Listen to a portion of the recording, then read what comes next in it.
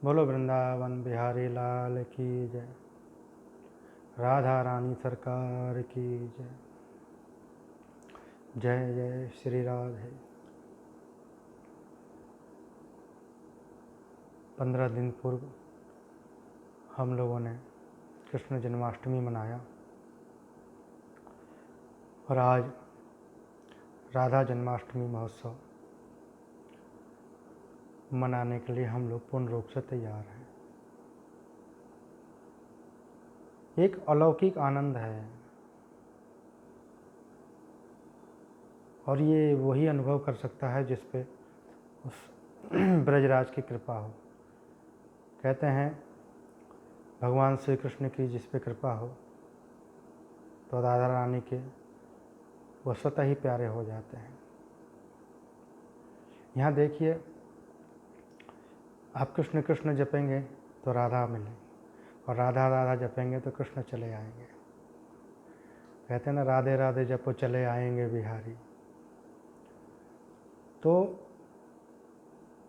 दो प्राण एक देह, राधा कृष्ण की ऐसी जोड़ी है,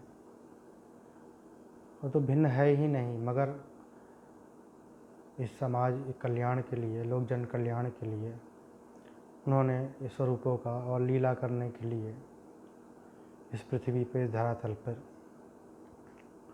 उन्होंने अलग अलग रूपों में यहाँ पे हम लोगों को दर्शन प्राप्त होते हैं। तो राधा स्वरूपा तो माता स्वरूपा ही है। और कहते हैं ना, किसी से रिलेशन बना लीजिए आप, तो ठाकुर जी को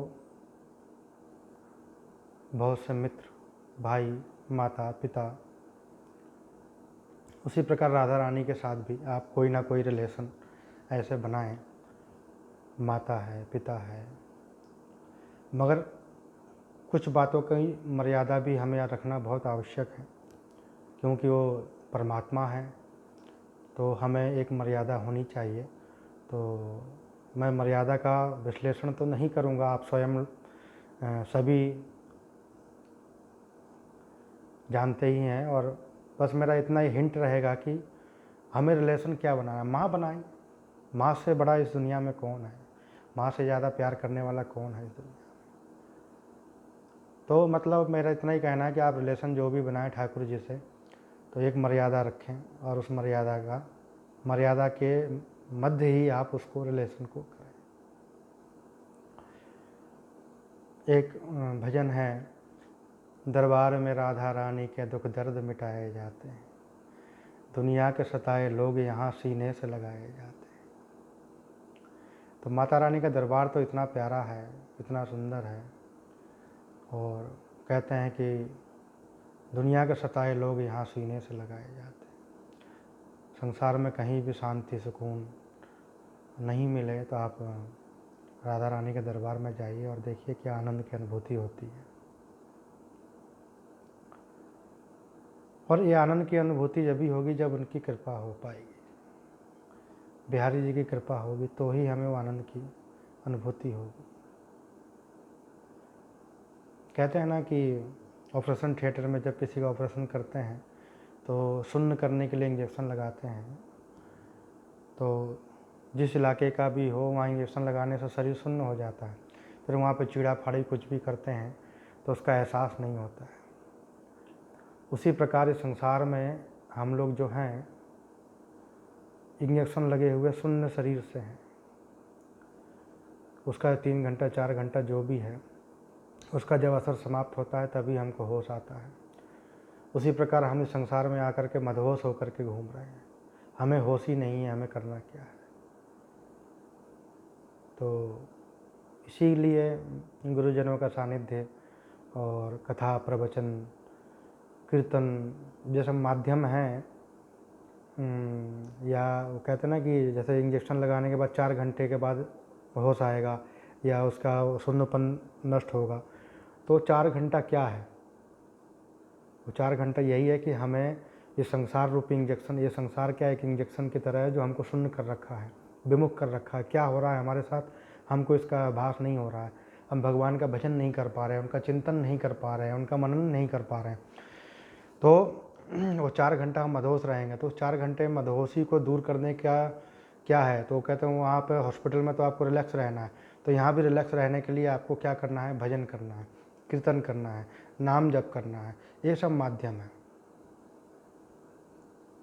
और गुरुजनों के पास जा कर के ठाकुर जी की लीलाओं का चिंतन का, लीलाओं का वर्णन सुने, गुरुमुख से सुना हुआ वो बिल्कुल सिद्ध हो जाता है, और वो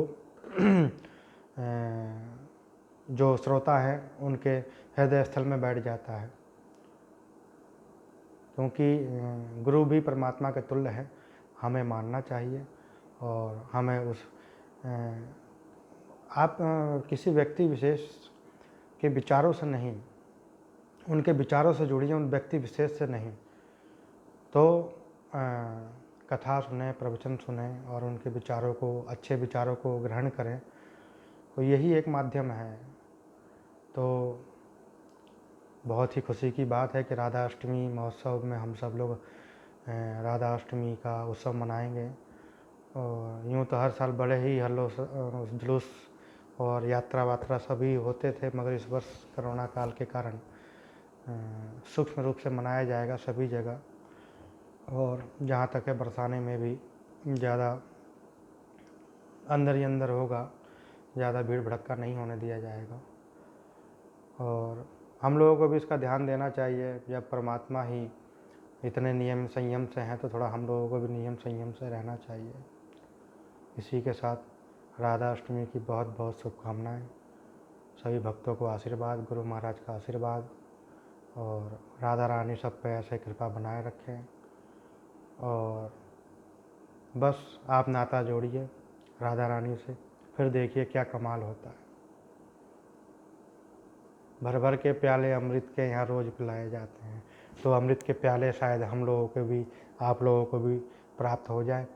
तो यही प्रार्थना कर सकते हैं, और मैं भी यही प्रार्थना करता हूँ, और आप लोग भी यही प्रार्थना करें कि ये अमृत का पान आप लोगों को हो पाए, वो चाहे कर्ण रूप से हो, चाहे नेत्रों के द्वारा हो, चाहे कैसे भी हो, वो हृदय में वास हो जाए, तो बस और कुछ नहीं चाहिए। जय श्री राधे, जय श्री श्याम।